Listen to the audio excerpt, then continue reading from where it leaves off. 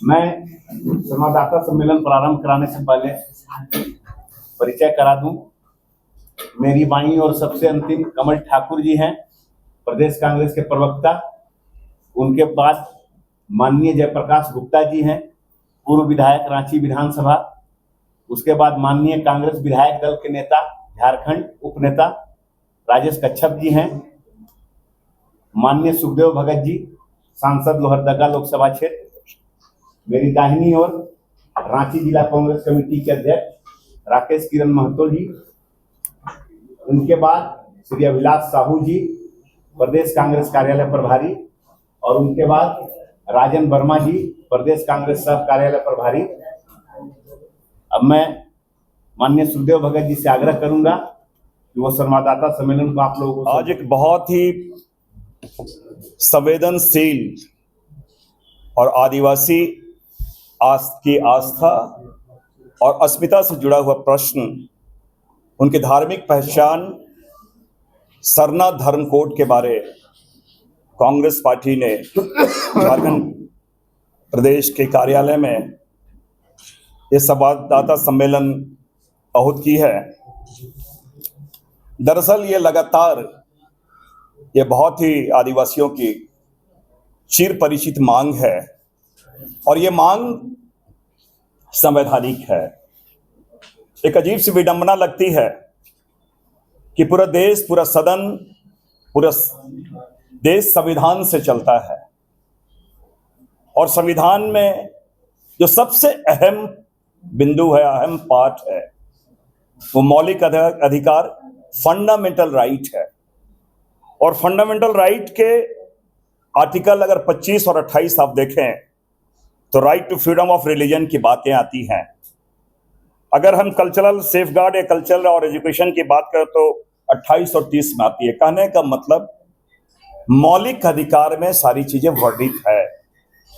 लेकिन इससे बड़ी विडंबना क्या हो सकती है कि सरकार के द्वारा आदिवासियों के मौलिक अधिकार का हनन किया जा रहा है।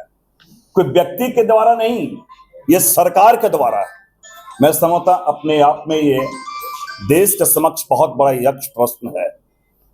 और आज मैं ये जरूर कह सकता हूं कि लगातार जो सेंसस होता रहा है और लगातार सेंसस होता रहा है, लेकिन भारतीय जनता पार्टी ने ये अलग बात है कि सरना धर्म के लिए अलग से कॉलम नहीं था, लेकिन अन्य कॉलम था जिसमें तकरीबन मैं समझता हूं कि 90 लाख लोगों ने अन्य कॉलम में अपनी धार्मिक आस्था उसमें अंकित किया था। और निश्चित रूप से 49.57 लाख, तकरीबन 50 लाख लोगों ने सरना धर्म अंकित किया था। लेकिन एक सुनियोजित षड्यंत्र के तहत आदिवासियों की धार्मिक पहचान मिटाने के लिए भारतीय जनता पार्टी की सरकार ने अन्य कॉलम को हटा दिया।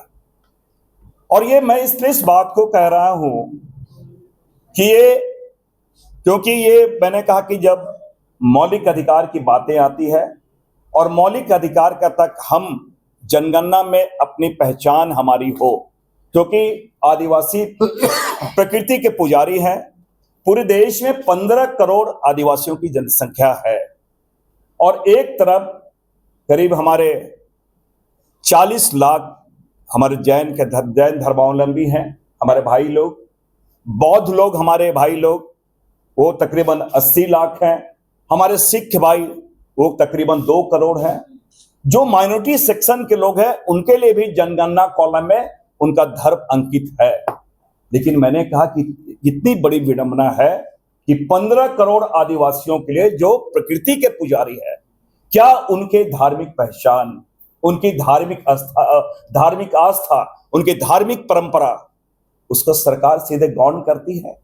और सबसे दुखद स्थिति यह है कि एक तरफ सरकार पशुओं की गणना करती है, बाघ की गणना करती है, लेकिन क्या आदिवासी इस देश के नागरिक नहीं है?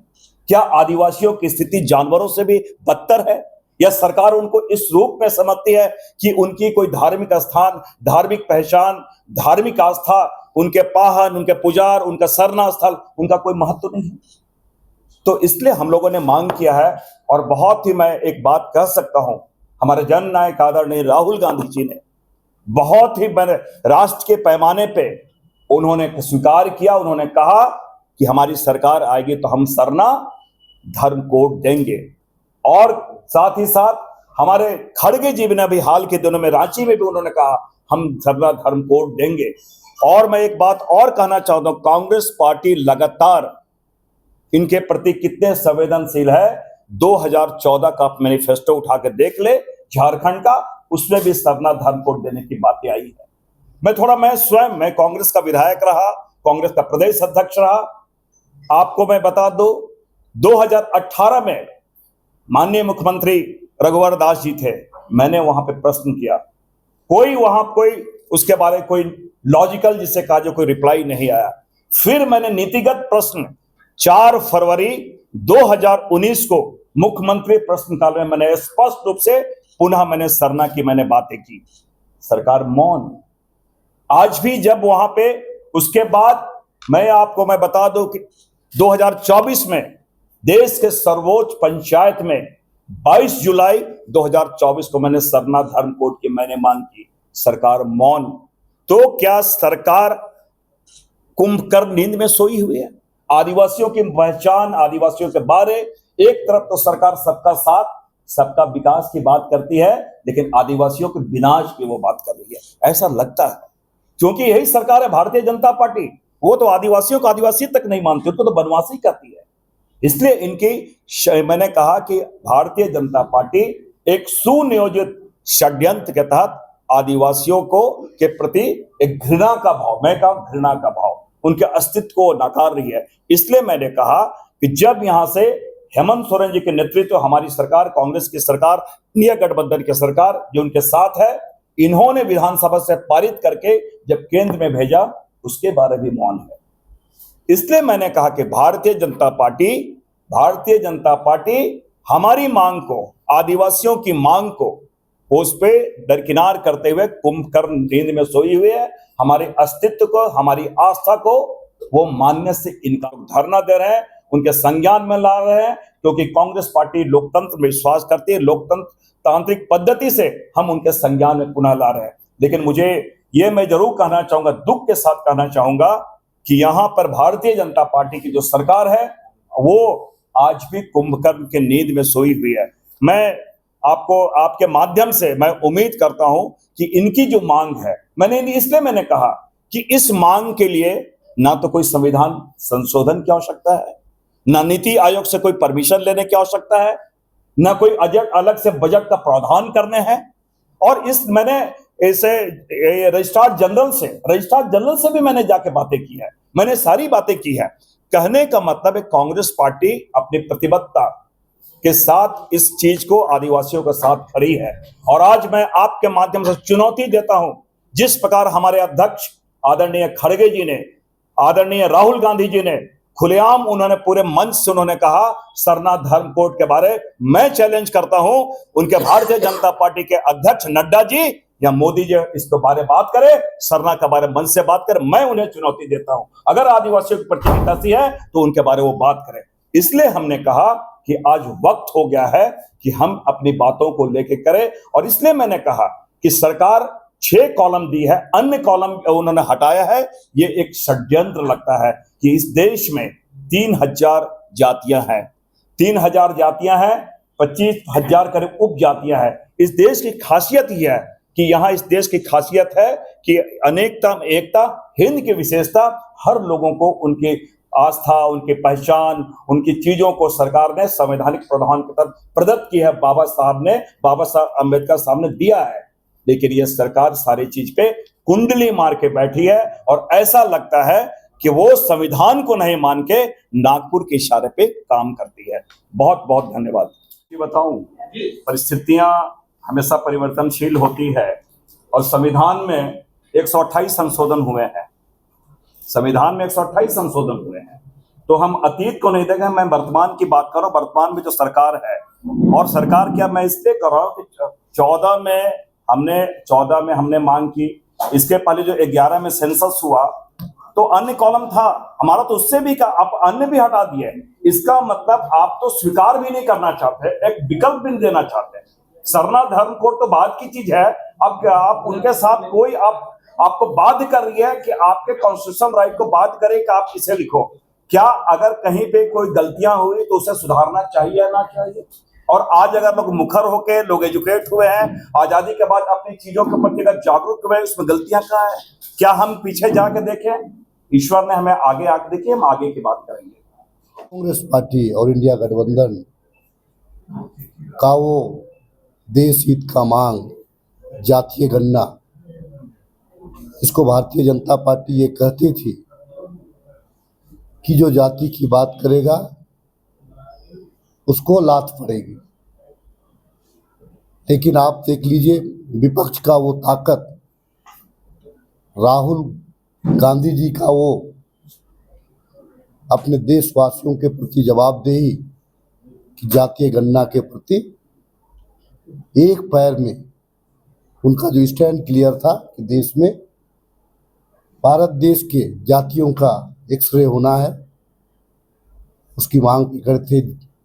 तत्पश्चात मोदी कैबिनेट ने इसको मंजूरी दी। अभी जो हाल के दिनों में पूरे देश में अगर जातीय गणना होती है और जैसे जिस प्रकार से आदरणीय सांसद सुखदेव भगत जी ने बड़ा विस्तार पूर्वक आपको बताया कि अगर गणना होती है, इससे पूर्व में यहाँ के जो आदिवासी हैं पूरे भारतवर्ष के, वो अन्य लिखते थे या नासमझी की वजह से भी, या जो गणना कर्मी जो है कि गांव तक नहीं पहुंच पाते थे, उसके वजह से भी वो छूट जाते थे और एक सूत्र में वो दिखते नहीं थे। आदरणीय सांसद की एक बात कि आदिवासियों की संख्या 1,40,00,000 करोड़ में से 15 करोड़ का आकलन है, लेकिन मैं दावा करता हूं कि आज भी वैसे आदिम जनजाति हैं जिनकी गणना सरकार नहीं कर पाई। बहुत सारे ऐसे लोग हैं जो काम काज के सिलसिले में दूसरे जगह गए हुए हैं, और मुझे उम्मीद है कि ये 15 करोड़ से अगर आप ईमानदारी पूर्वक अगर गणना करते हैं तो मुझे लगता है कि 140 करोड़ में 15 करोड़ से ज़्यादा की संख्या यहाँ के आदिवासी। आने वाले दिनों में जिस प्रकार से एक सोची समझी साजिश के तहत यहाँ के आदिवासियों को समाप्त करने का जो भारतीय जनता पार्टी के द्वारा जो कुचक्र चलाया गया है कि कल के तारीख में जो आदर्श का जो कॉलम था उसको हटा करके जिस प्रकार से देश के आदिवासियों के साथ भारतीय जनता पार्टी गद्दारी करने का काम की है, भारतीय जनता पार्टी को भारत देश के आदिवासी कतई माफ नहीं करेंगे। और अगर इस बार की गणना में जिसको कि झारखंड सरकार ने पहल किया और विशेष सत्र बुला करके सरना धर्म कोड बिल प्रदेश से पास किया, दिल्ली में जितने भी भारतीय जनता पार्टी के लोग बैठे हुए हैं वे लोग जानबूझ करके हमको बैकफुट में रखना चाहते हैं। कांग्रेस पार्टी ने निर्णय लिया है, आदरणीय राहुल गांधी जी के, आदरणीय हमारे राष्ट्रीय अध्यक्ष मल्लिकार्जुन खड़गे जी के आदेश निर्देश पर हम लोग पूरे देश में सरना धर्म कोड लागू करो, उसको लेकर के हम लोग आंदोलन करेंगे। और झारखंड प्रदेश कांग्रेस के द्वारा 26 मई को राजभवन के समक्ष हम अपनी मांग को लेकर के हम धरना देंगे और भारतीय जनता पार्टी की जो सरकार है, महामहिम राज्यपाल के द्वारा एक मैसेज करेंगे कि आप जिस प्रकार से बिना अचानक से आपने जातीय गणना का घोषणा किया है, गणना से पूर्व आप जो हैं सरना धर्म कोलम आदिवासियों को देने का काम करें। और अगर धर्म कोड अगर ये लोग लागू नहीं करते हैं तो यकीनन मानिए कांग्रेस पार्टी हम यहाँ पे सड़क से लेकर के सदन तक भारतीय जनता पार्टी के नेताओं को कटघरा में लेंगे और संसद में सड़क से लेकर के सदन तक सुखदेव भगत जी के नेतृत्व में झारखंड का आवाज बुलंद होगा, राहुल जी के नेतृत्व में पूरे देश का में सरना कोड का आवाज बुलंद होगा। बहुत बहुत धन्यवाद।